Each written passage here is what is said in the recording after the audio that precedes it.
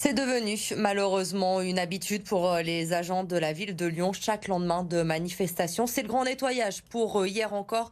1 millier de casseurs étaient présents dans le cortège des tags, des dégradations du mobilier urbain et de la chaussée. Jade Terlinck les a suivis dans leur journée. Un coup de peinture pour recouvrir les derniers stigmates de la manifestation d'hier sur la place Bellecour. Depuis tôt ce matin, les agents municipaux chargés de la propreté s'activent sur le bâtiment de l'office de tourisme, dégradé par quelques tags. Et certains passants ne comprennent pas pourquoi ce bâtiment historique a été visé. Je dénonce ce genre d'attitude, quoi. C'est pas ce qui représente la manif. Il y a des endroits où c'est peut-être plus convenable de taguer, enfin des panneaux d'affichage ou des choses voilà, où c'est plus de l'ordre de l'objet urbain plutôt que de le bâtiment. Plus loin, sur le cours Gambetta, les dégradations sont parfois encore bien visibles. Panneaux publicitaires, banques, les symboles du capitalisme sont visés, tandis que les petits commerces sont en partie épargnés. Un mode d'action et un message compris en partie par certains Lyonnais. Je pense que c'est une manière de s'exprimer. Il y a beaucoup de gens en colère aussi et que c'est une manière aussi de faire bouger les choses. Mais pour d'autres, les casseurs se trompent de cible. En fait, quand c'est moi qui vais payer. Moi, je suis pas une capitaliste et c'est mes impôts qui vont payer ça. Benjamin Kemoun, lui, rejoint cet avis. Il a vu son agence d'intérim dégradée. Matin, même hier soir, une fois que la manif est passée, on a relevé les rideaux et on a vu. Alors d'habitude, on était plutôt, comment vous dire, on passait un peu à côté. Et là, cette fois-ci, on a eu le droit aussi. On les comprend. Après, je pense que c'est pas très bien ciblé. En marge des manifestations, 18 individus ont été interpellés pour violence et dégradation. Et sachez que l'intersyndicale a déjà appelé à une nouvelle journée de mobilisation. Ce sera jeudi prochain, le 6 avril, la 11e manifestation depuis le début du mouvement contre la réforme des retraites. C'est un sujet sensible entre le ministre de l'Intérieur et le maire de Lyon, les caméras de vidéoprotection. Gérald Darmanin a demandé à plusieurs reprises déjà à Grégory Doucet d'en installer de nouvelles. Le maire de Lyon a répondu par un audit pour connaître les réels besoins de la ville. Stéphanie de Silgui, après 2 ans d'attente, ça y est, nous avons enfin les résultats de cet audit. Et oui, on apprend avant tout que 29 caméras supplémentaires vont être installées d'ici 2026, a priori vers le secteur de la préfecture et dans le 4e arrondissement. L'audit montre également que Lyon est bien couverte par les caméras. C'est la 4e ville en France avec un peu plus d'une caméra pour 1000 habitants. Mais il met aussi en avant la nécessité de faire un inventaire des caméras sous-utilisées pour mieux les redéployer. Les secteurs de Gerland, de la Cité internationale ou encore du 5e arrondissement sont par exemple peu ou pas visionnés. On apprend aussi que les caméras les plus consultées se situent sur les secteurs de la Presqu'île et de la Guillotière.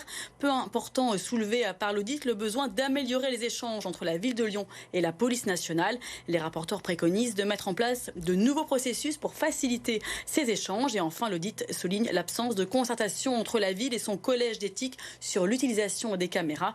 L'utilisation des caméras qui, selon cet audit, coûte 2 millions d'euros par an, mais qui fait ses preuves, bien dimensionnées et bien équilibrées. Il y a eu énormément de passes d'armes, de débats autour de ces caméras à Lyon. Est-ce que cet audit, Stéphanie, va enfin apaiser les relations entre la ville et ses opposants? Ça risque d'être prendre un peu de temps. On sait que l'année dernière, le ministre de l'Intérieur déplorait l'absence de vidéoprotection dans certains quartiers, dont celui de la Guillotière. Avait alors débuté une passe d'armes sans issue entre Grégory Doucet et ses opposants. Ce soir, à la sortie de la présentation de l'audit, le maire du 2e arrondissement, Pierre Oliver, estime que la politique de la ville en matière de sécurité est toujours insuffisante. La ville de Lyon est peu ambitieuse par rapport à une ville comme Nice. On voit que 80% de notre territoire n'est pas équipé en caméras de vidéoprotection.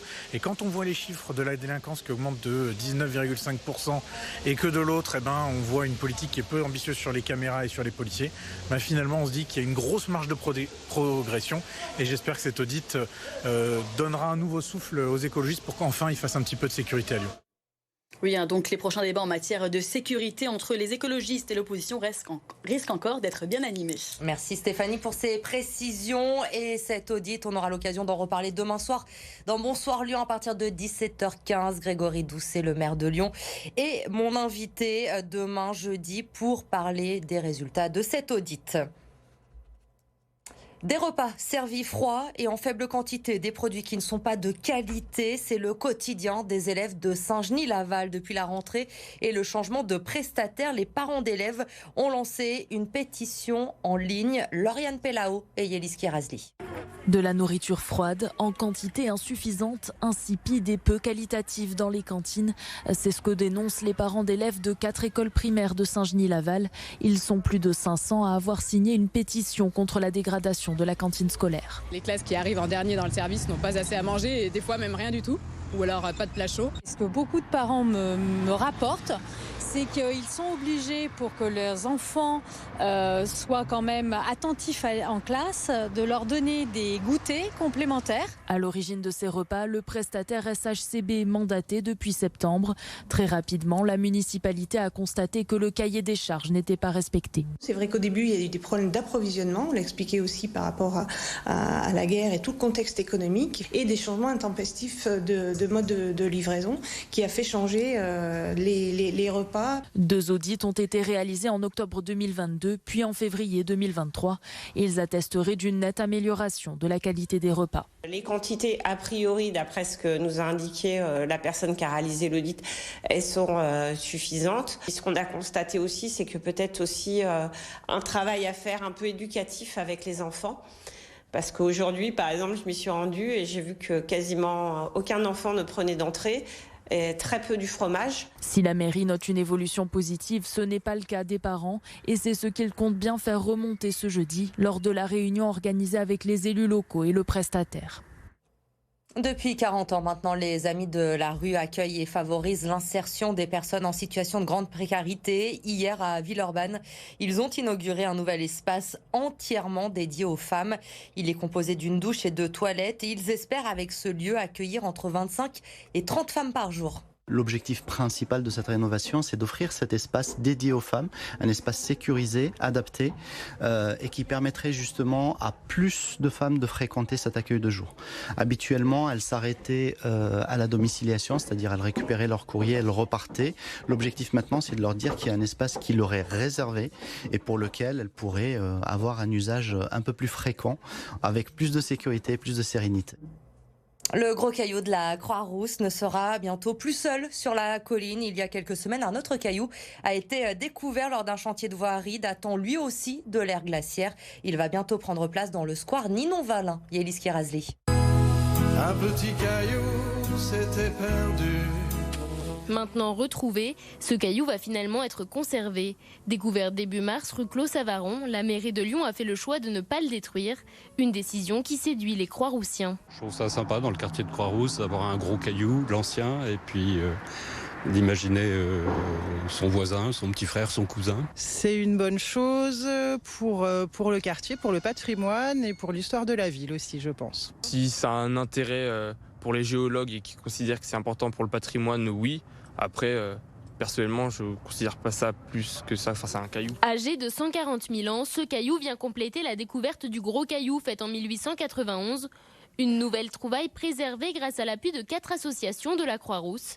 Des cailloux primordiaux pour transmettre l'histoire du quartier. C'est le signe des glaciers, c'est le signe d'une histoire. Et cette histoire, elle est souvent méconnue. Le quartier de la Croix-Rousse est un quartier qui se renouvelle énormément. Le principe, c'est effectivement de pouvoir, à travers ce petit rocher, raconter à nouveau l'histoire et puis s'intéresser à la Croix-Rousse. Un objectif partagé par la mairie de Lyon qui a annoncé que le petit frère du gros caillou sera exposé au square Ninon-Valin. Avec cette conservation, la municipalité souhaite garder la mémoire du sol et éclairer petits et grands sur les causes naturelles qui ont façonné le site de la ville depuis des dizaines de milliers d'années. En attendant d'être déplacé, ce petit caillou se cherche un nom pour devenir le nouveau symbole du quartier. Tony Parker va rejoindre les légendes de la NBA. Selon un journaliste d'ESPN, l'actuel président de l'Asvel va devenir le premier Français à intégrer le prestigieux Hall of Fame. Tipeee, qui a joué 18 saisons en NBA, 4 titres de champion avec les Spurs, MVP des finales en 2007. Son entraîneur à San Antonio à l'époque, Greg Popovich, doit également le rejoindre cette année. La cérémonie est prévue le 12 août prochain.